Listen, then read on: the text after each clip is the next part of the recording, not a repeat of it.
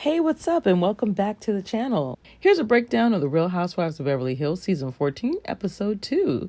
Yeah. So, Dorit and Kyle, they're still feuding, and we're not surprised because they cut it mid-argument. At any rate, Dorit is not holding back this season. Not a dang thing, honey. After Kyle accused her of exaggerating their friendship, which was crazy, right? Dorit fired back, calling out Kyle for treating her poorly during a really tough time. It's funny how these girls both are having really tough times, while really having tough times and having a tough time expressing themselves. At any rate, Dorit reflected on their 8-year friendship, saying it felt like Kyle flushed it down the toilet. Kyle, on the other hand, pointed fingers at Dorit's BravoCon comments, again accusing her of trying to make her look bad. The tension escalated when Dorit accused Kyle of icing her out after becoming close to Morgan Wade.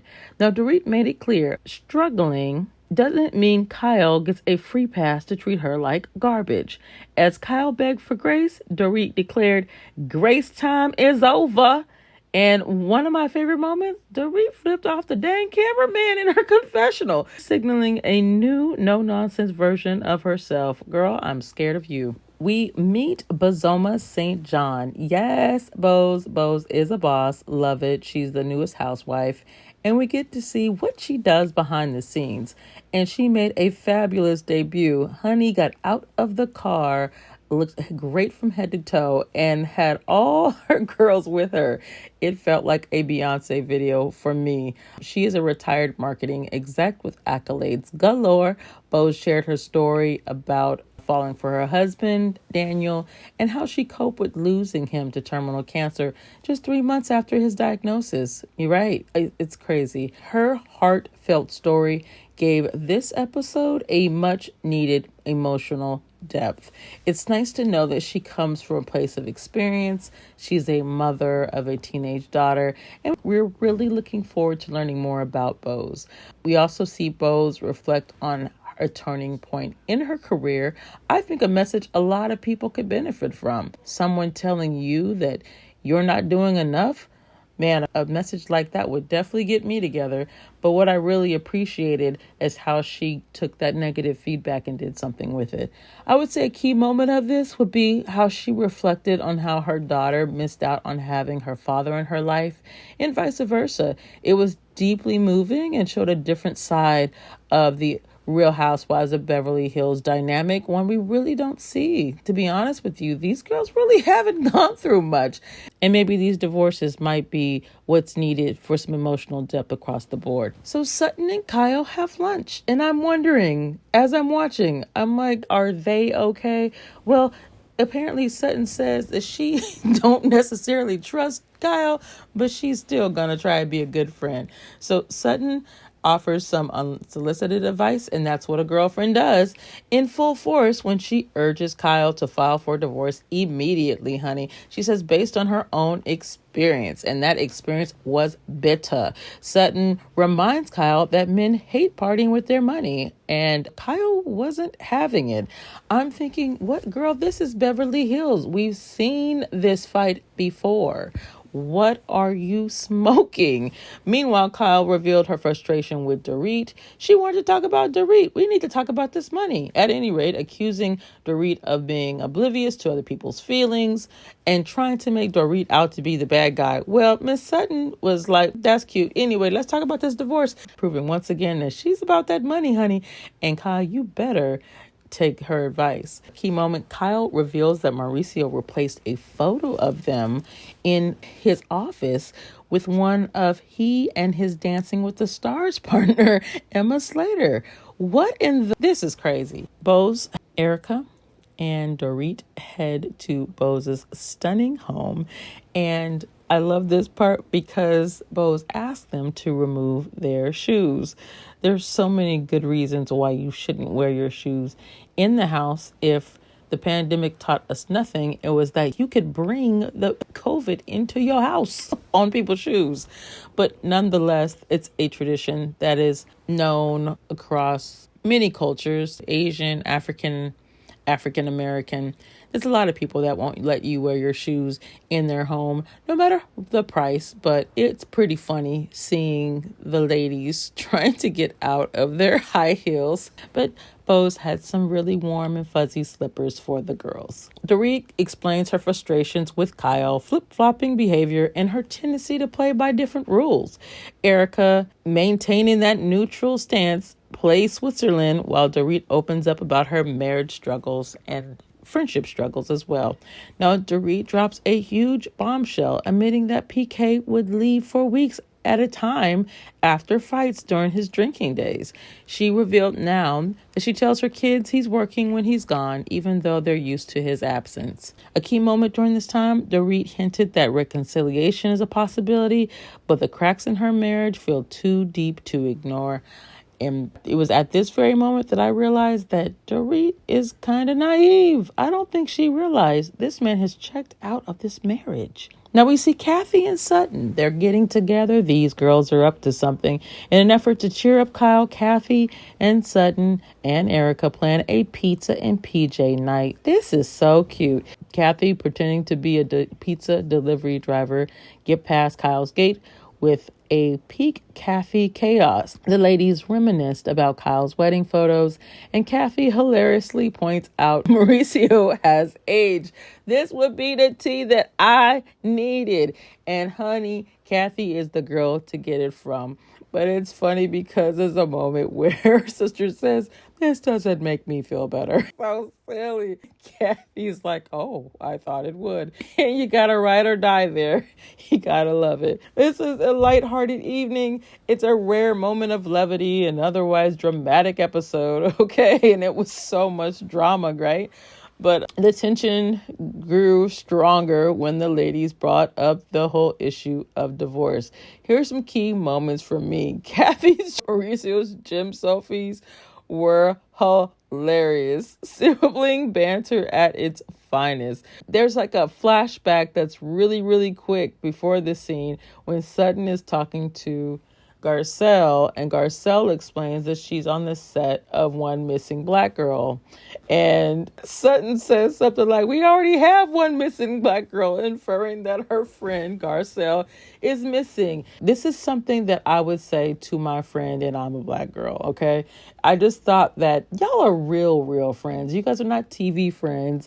Like, you guys really care about each other, and you know that because there's a comfort there. If you're a person of color, you get it. You get what I mean. That was a really cute moment. I'm glad that they worked it in there because often Garcelle is missing.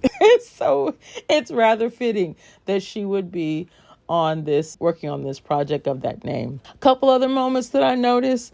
I would say that Sutton told Kyle that she needed a poker face. I don't think that Mauricio is showing that same emotion around town. Poker face also means that you don't let people know what you're doing next, so you need to keep everything close to you. Cupcaking is not going to allow you to move on, and also might put you in a situation where you might be at a disadvantage, especially if he's moving forward with the divorce and you guys thought you were going to be besties, right? I think that Erica Jane also is in the right by saying, hey, she trusted her man too much, and look where she's at, and she gets nothing. Erica's supporting herself at this point.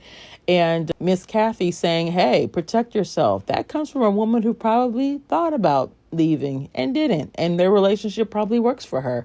But at the end of the day, Kathy's not going to leave with nothing, okay? And she mentions that her sister had a lot more that she brought to the table than her her brother-in-law. And I think that that's fair to remind, her that, hey, you had more. And so you might want to make sure that you are going to be compensated should this relationship end, which it looks like it's going to. Then Sutton mentions that she used to get Happy Mother's Day. And hey, those things really do happen.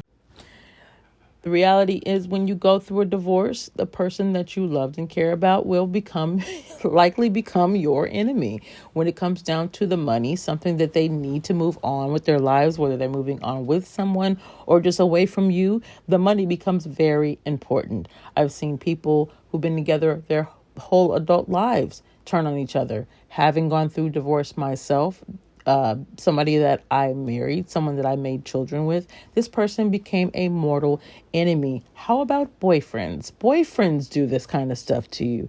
There is no nice way to break up. And when it comes down to the money, unless you already have a plan that you've etched out at the very beginning, things get sticky. I do believe that she is being really naive at this point, believing that this man is going to think of her when he is thinking about the money. If he's not, then it remains to be seen. So I just think that she's going to be shocked by what happens next. And I also believe she cares so much about what people think that we won't know if Kyle's really going through it until she goes through it. Last and not least, Dorit and PK's dinner. They claim that this is their first dinner since announcing that they separated. It's as awkward as their regular dinners, I think. PK comes in wearing new clothes. He calls himself single PK, which hits Dorit like a ton of bricks. Like I said last episode, this man wants to be single. He's ready to move on. He looks at this relationship as being broken. We can't fix it. And so I'd like to have the best of you. I would like to have the best kind of relationship, hopefully, God willing, while moving on. That's what I got from this meeting. Now, he does admit that while he stopped drinking, he says Dorit didn't make any changes, accusing her of going low in arguments and making him feel less than. Pause. Sir, your addiction to alcohol has nothing to do with my bad attitude. And think of it, not directly. If you didn't like my personality, that's one thing. But my personality changes and you handling your business with alcohol, two different issues. Granted, you've got problems. Surely we get it because you're an addict. And the drinking is just a symptom of the problem. But if you're going to infer that my attitude or something over here has caused you to drink, then you need to go and fix it. And if you think that you're just magically healed after all these years, I'm fearful that this addiction situation is going to take a little bit more work. Speaking from a place of having addicts in my family, those who are addicted to alcohol, those who are addicted to drugs, this is a lifelong disease and it's nothing to play with. It's nothing you blame on anybody else. And if I'm just curious of like, what path is he on? Is he doing the steps? It's just kind of like, wait a minute. Like, are you literally trying to compare your drinking to saying that I make you feel a certain way? The words I say to you, just as deep. You being addicted, it's not the same thing. He seems to be the kind of person that wants to put the blame on somebody. He attacked her. In my opinion, he was going pretty low and he was putting all his issues onto her. Though Dorit apologized, she seemed blindsided by his outlook, and it really was just a whole bunch of manipulation, if you ask me. PK has said that he decides that they'll always be family, but he's ready to move on. He doesn't want to talk all day long like they have.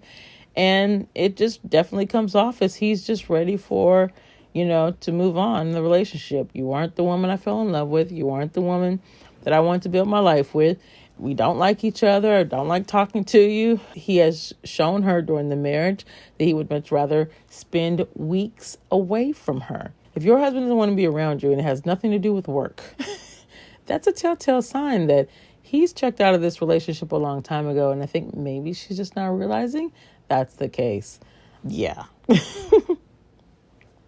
With that being said, mentioning her faults as though they're the same as drinking is scary. And I really think that Miss Dorit needs a therapist to help her get through this process. I think that her oversharing and talking too much and dominating the conversation really does stem for some other issues, perhaps some things that happened in childhood where she didn't feel heard, and she might need to learn how to better express herself and her needs. I can relate to that. I can definitely relate to that. And that right there might provide some more clarity for her and just some more peace in her own life, where if you do have some crazy friends or people don't pay attention to you or just the need to be heard sometimes, As long as you know what it is, Dorit, do you really need to depend on anybody else? Do you really need to? You don't. You don't. With that being said, I hope you enjoyed this week's review. We'll be back on our regular schedule after Thanksgiving was kind of crazy. I've got a whole house full of kids and I haven't been able to do much recording. So we'll get back to business next week. Bye.